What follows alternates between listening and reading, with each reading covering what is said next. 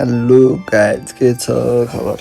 म चाहिँ रुमबाट बिहान बिहान निस्किएर सिन्जुको स्टेसनतिर लागेँ होइन। बस चढेर टक्क आज चाहिँ खावागुचीको टिकट काटेको अलि एक हप्ता अगाडि भिडियो हाल्थेँ नि। आज चाहिँ त्यो दिन आयो होइन। बल्ल खावागुचीको जानलाई बस पनि बल्ल बल्ल गिरिगिरीमा चढेको थिएँ। झ्याल साइडमा बसेर फेरि खतरा रमाइलो लाग्यो होइन। भ्यू हेर्दै जान नि पाइयो। बिचमा जाने बेला यस्तो देखेँ त नेपालकै हो जस्तो नि याद आयो होइन। कतै साङ्गातिरको जस्तो नि याद आयो। चढेको 2 घन्टापछि ट्याक्क पछि सानको ठाउँमा खावागुचीको स्टेसन पनि आइयो होइन। खावागुचीको आइसकेपछि हेरेपछि त हिमालय नआएको, हिमालय नदेखिने हो कि जस्तो नि लाग्यो। बादलै बादल हो। अब यहाँसम्म आइसकेपछि सुरुमा चाहिँ अब खावागुचीको लेक नै गइदिन्छु भनेर लेकतिर आएको त खासै ठुलो त लागेन होइन।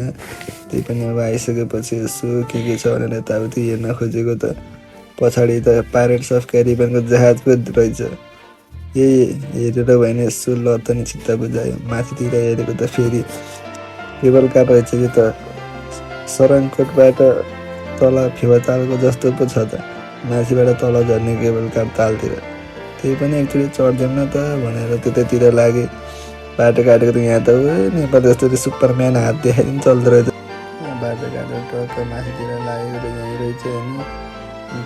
जापानिजलाई ल त टिकट काट्नु पऱ्यो दिदी भनेको त दिदीले त फेरि इङ्ग्लिसमा गराएर आफै झ्यामझुम दबाइदिएर माथि अब अप एन्ड डाउनवाला टिकट काटिदिनु त फेरि ड्याङ्गै 2000 अप एन्ड डाउनको त टिकट काटिदिनु भयो। क्रेडिट कार्डबाट यता रिसिप्ट उताबाट चाहिँ टिकट चट्ट गऱ्यो होइन। टिकट अब रोपवेको टिकट लिएँ। अब कता लिफ्टबाट जाने हो कि तर जाने भनेको त यहाँ त सिँढीबाट पो जाने रहेछ त।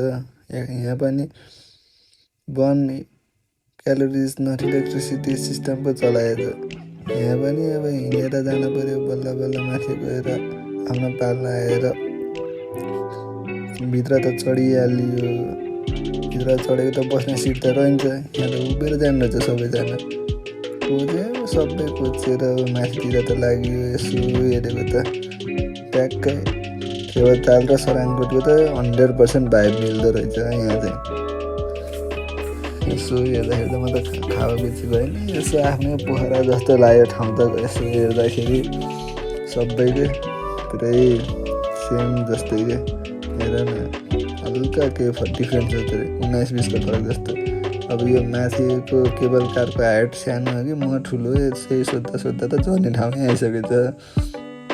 झर्ने ठाउँ फेरि खतरा रहेछ। 1 मिस गेम फिनिस जस्तो यस्तो ठाउँ रहेछ। दाइले त फेरि यहाँ सेभ गर्नलाई यस्तो बसेर यहाँ पनि चढ्यो। अब झर्ने पनि यता फेरि त्यस्तै मान्छे, चढ्ने यस्तै मान्छे रहेछ नै।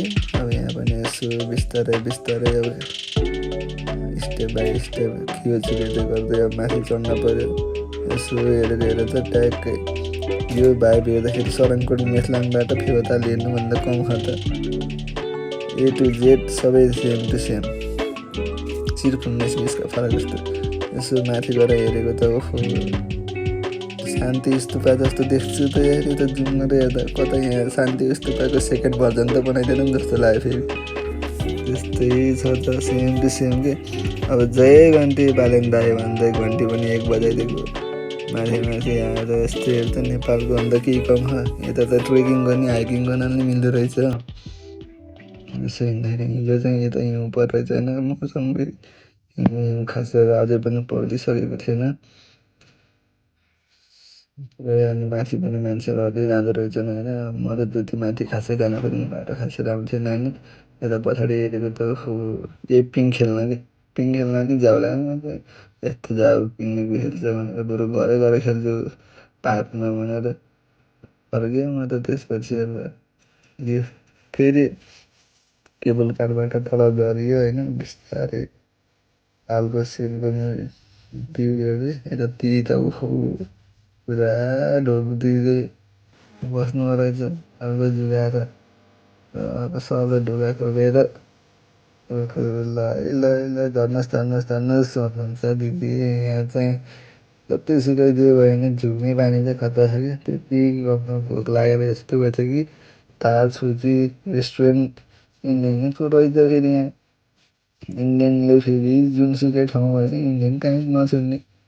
अब मलाई नै ध्यान जुन भोक लागिरहेको थियो टक्क ल दाइ नान भनेर नान मगाइदियो, ज्याम जुम नान नि खाइयो होइन।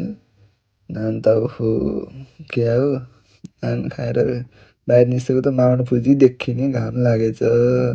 यसो हेर त पोखराको फेवाताल जस्तो उता हिमाल यता ताल। आजको दिन चाहिँ गाइज यसरी बित्यो मेरो होइन।